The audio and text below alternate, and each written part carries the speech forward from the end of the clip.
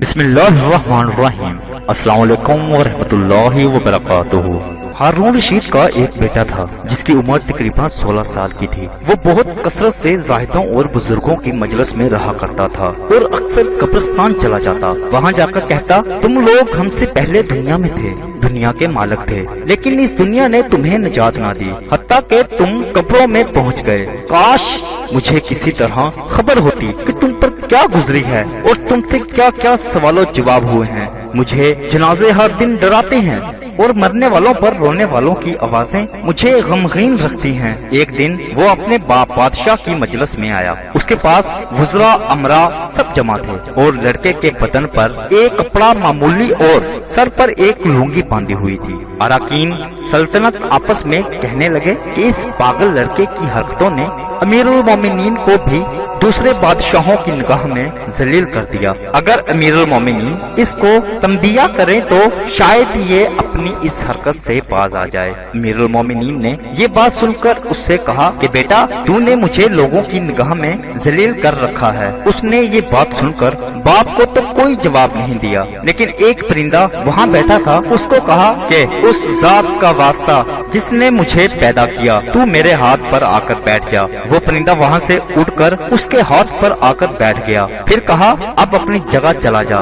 وہ ہاتھ سے اڑ کر اپنی جگہ چلا گیا۔ اس کے بعد اس نے عرض کیا کہ اے ابا جان، اصل میں آپ دنیا سے جو محبت کر رہے ہیں اس نے مجھے رسوا کر رکھا ہے۔ اب میں نے یہ ارادہ کر لیا ہے کہ آپ سے جدائی اختیار کر لوں۔ یہ کہہ کر وہاں سے چل دیا اور ایک قرآن شریف صرف اپنے ساتھ لیا۔ چلتے ہوئے ماں نے ایک بہت قیمتی انگوٹھی بھی اس کو دے دی کہ احتیاج کے وقت اس کو فروخت کر کے کام میں لائے۔ وہ یہاں سے چل کر بصرہ پہنچ گیا اور مزدوروں میں کام کرنے لگا۔ ہفتہ میں صرف ایک دن شنبہ کو مزدوری کرتا اور 8 دن تک وہ مزدوری کے پیسے خرچ کرتا اور 8ویں دن پھر شنبہ کو مزدوری کر لیتا اور 1 درم اور 1 دانک یعنی درم کا چھٹا حصہ مزدوری لیتا۔ اس سے کم یا زیادہ نہ لیتا۔ 1 دانک روزانہ خرچ کرتا۔ ابو عمر بصری رحمت اللہ علیہ کہتے ہیں، میری ایک دیوار گر گئی، اس کو بنوانے کے لیے میں کسی معمار کی تلاش میں نکلا۔ کسی نے بتایا کہ یہ شخص بھی تعمیر کا کام کرتا ہے۔ میں نے دیکھا کہ نہایت خوبصورت لڑکا بیٹھا ہے، ایک زنبیل پاس رکھی ہے اور قرآن شریف دیکھ کر پڑھ رہا ہے۔ میں نے اس سے پوچھا کہ لڑکے مزدوری کرو گے؟ کہنے لگا کیوں نہیں، کریں گے، مزدوری کے لیے تو پیدا ہی ہوئے ہیں۔ آپ بتائیں کہ کیا خدمت مجھ سے لینی ہے؟ میں نے کہا گارے مٹی تعمیر کا کام لینا ہے۔ اس نے کہا کہ 1 درم اور 1 دانک مزدوری ہوگی اور نماز کے اوقات میں کام نہیں کروں گا، مجھے نماز کے لیے جانا ہوگا۔ میں نے اس کی دونوں شرطیں منظور کر لی اور اس کو لا کر کام پر لگا دیا۔ مغرب کے وقت جب میں نے دیکھا تو اس نے 10 آدمیوں کی بقدر کام کیا۔ میں نے اس کو مزدوری میں 2 درم دیے۔ اس نے شرط سے زائد لینے سے انکار کر دیا اور 1 درم اور 1 دانک دے کر چلا گیا۔ دوسرے دن میں پھر اس کی تلاش میں نکلا، وہ مجھے کہیں نہ ملا۔ میں نے کہیں سے تحقیق کیا کہ ایسی صورت کا ایک لڑکا مزدوری کیا کرتا ہے، کسی کو معلوم ہے کہ وہ کہاں ملے گا؟ لوگوں نے بتایا وہ صرف شنبہ ہی کے دن مزدوری کرتا ہے، اس سے پہلے تمہیں کہیں نہیں ملے گا۔ مجھے اس کے کام کو دیکھ کر ایسی رغبت ہوئی کہ میں نے 8 دن کے لیے اپنی تعمیر بند کر دی اور شنبہ کے دن اس کی تلاش کو نکلا۔ وہ اسی طرح بیٹھا قرآن شریف پڑھتا ہوا ملا۔ میں نے سلام کیا اور مزدوری کرنے کو پوچھا۔ اس نے وہی 2 شرطیں بیان کی، میں نے منظور کر لی۔ وہ میرے ساتھ آ کر کام میں لگ گیا۔ مجھے اس پر حیرت ہو رہی تھی کہ پچھلے شنبہ کو اس اکیلے نے 10 آدمیوں کا کام کس طرح کر لیا۔ اس لیے اس مرتبہ میں نے اس طرح چھپ کر کہ وہ مجھے نہ دیکھے اس کے کام کرنے کا طریقہ دیکھا تو یہ منظر دیکھا کہ وہ ہاتھ میں گارا لے کر دیوار پر ڈالتا ہے اور پتھر اپنے آپ ہی ایک دوسرے کے ساتھ جڑتے چلے جاتے ہیں۔ مجھے یقین ہو گیا کہ یہ کوئی اللہ کا ولی ہے اور اللہ کے اولیاء کے کاموں کی غیب سے مدد ہوتی ہی ہے۔ جب شام ہوئی تو میں نے اس کو 3 درم دینا چاہے، اس نے لینے سے انکار کر دیا کہ میں اتنے درم کیا کروں گا، اور 1 درم اور 1 دانک لے کر چلا گیا۔ میں نے 1 ہفتہ پھر انتظار کیا اور تیسرے شنبہ کو پھر میں اس کی تلاش میں نکلا، مگر وہ مجھے نہ ملا۔ میں نے لوگوں سے تحقیق کیا، ایک شخص نے بتایا کہ وہ 3 دن سے بیمار ہے۔ फलां वैराना जंगल में पड़ा है। मैंने एक शख्स को उजरत देकर इस पर राजी किया कि वो मुझे जंगल में पहुंचा दे। वो मुझे साथ लेकर उस जंगल वैराना में पहुंचा तो मैंने देखा कि वो बेहोश पड़ा है। आधी ईंट का टुकड़ा सर के नीचे रखा हुआ है। मैंने उसको सलाम किया, उसने जवाब ना दिया। मैंने दूसरी मर्तबा सलाम किया तो उसने आंख खोली और मुझे पहचान लिया। मैंने जल्दी से उसका सर ईंट से उठाकर अपनी गोद में रख लिया। उसने सर हटा दिया और चंद शेर पढ़े, जिनमें से दो ये हैं, मेरे दोस्त, दुनिया की नेमतों से धोखे में न पड़। उम्र खत्म होती जा रही है और ये नेमतें सब खत्म हो जाएंगी। जब तू कोई जनाजा लेकर कब्रिस्तान में जाए तो ये सोचा कर कि तेरा भी एक दिन इसी तरह जनाजा उठाया जाएगा। उसके बाद उसने मुझसे कहा, अबू अमर, जब मेरी रूह निकाली जाए तो मुझे नहला कर मेरे इसी कपड़े में मुझे कफन दे देना। मैंने कहा, मेरे महबूब, इस पे क्या हरज है कि मैं तेरे कफन के लिए नए कपड़े ले आऊं?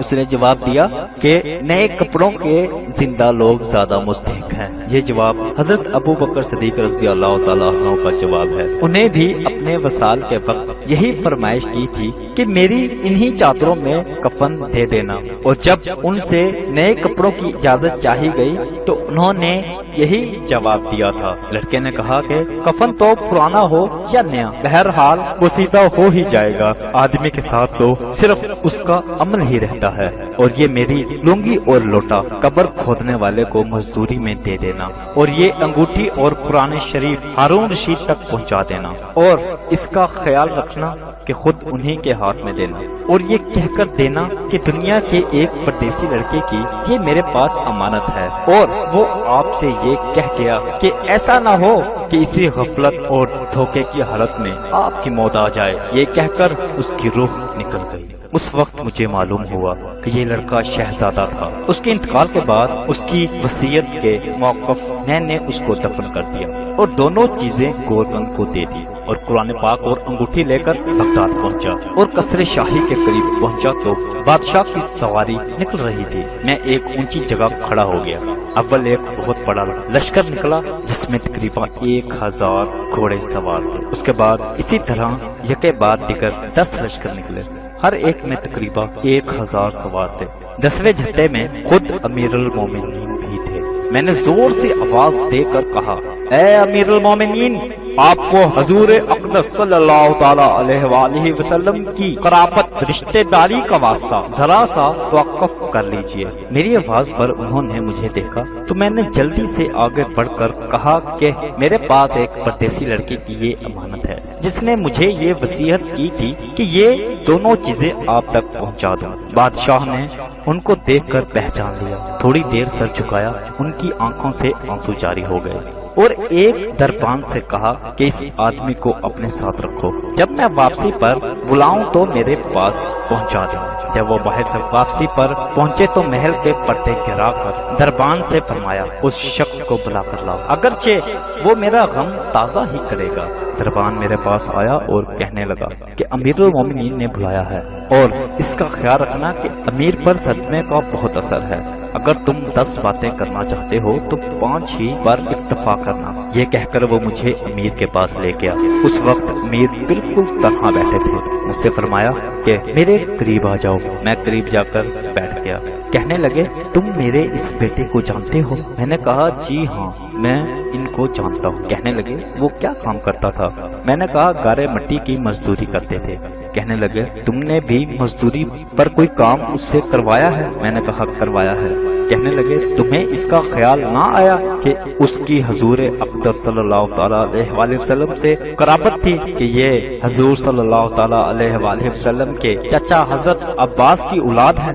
मैंने कहा, अमीरुल मोमिनीन, पहले अल्लाह से माजरत चाहता हूँ, उसके बाद आपसे उज़र ख्वाह हूँ। मुझे उस वक्त इसका इल्म ही ना था कि ये कौन है। मुझे उनके इंतकाल के वक्त उनका हाल मालूम हुआ। कहने लगे कि तुमने अपने हाथ से उसको गुस्ल दिया? मैंने कहा, जी हाँ।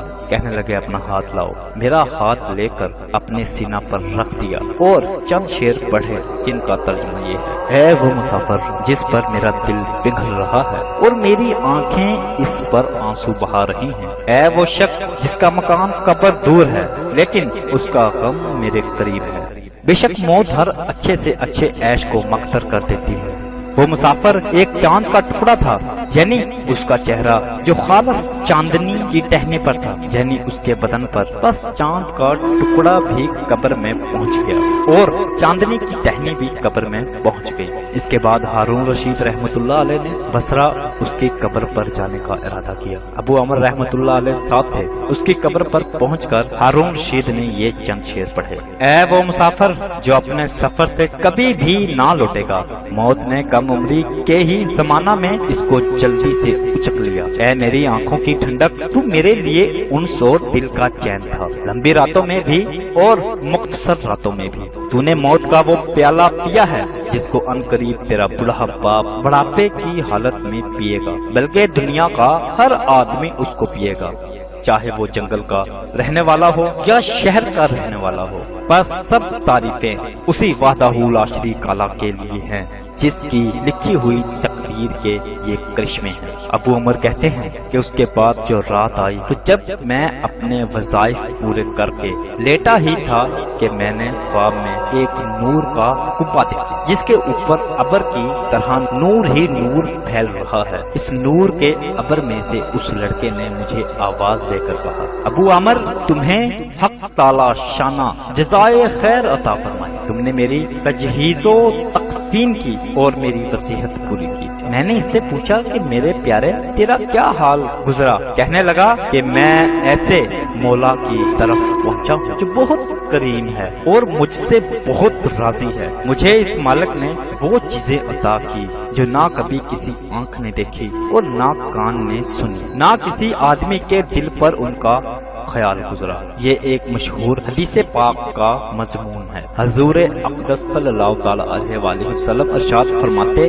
ہیں کہ اللہ کا پاک ارشاد ہے کہ میں نے اپنے نیک بندوں کے لیے ایسی چیزیں تیار کر رکھی ہیں جو نہ کسی آنکھ نے کبھی دیکھی، نہ کان نے سنی، نہ کسی کے دل پر ان کا خیال گزرا۔ حضرت عبداللہ بن مسعود رضی اللہ تعالیٰ عنہ فرماتے ہیں کہ تورات میں لکھا ہے کہ حق تعالی شانہ نے ان لوگوں کے لیے جن کے پہلو رات کو خواب گاہوں سے دور رہتے ہیں، یعنی تہجد گزاروں کے لیے وہ چیزیں تیار کر رکھی ہیں جن کو نہ کسی آنکھ نے دیکھا، نہ کسی کان نے سنا، نہ کسی آدمی کے دل پر ان کا خیال گزرا، نہ ان کو کوئی مقرب فرشتہ جانتا ہے۔ اور یہ مضمون قرآن پاک میں بھی ہے۔ کسی شخص کو خبر نہیں جو آنکھوں کی ٹھنڈک کا سامان ایسے لوگوں کے لیے خزانہ غیب میں موجود ہے۔ اس کے بعد اس لڑکے نے کہا کہ حق تعالی شانہ نے قسم کھا کر فرمایا ہے کہ جو بھی دنیا میں اس طرح نکل آئے جیسے میں نکل آیا ہوں، اس کے لیے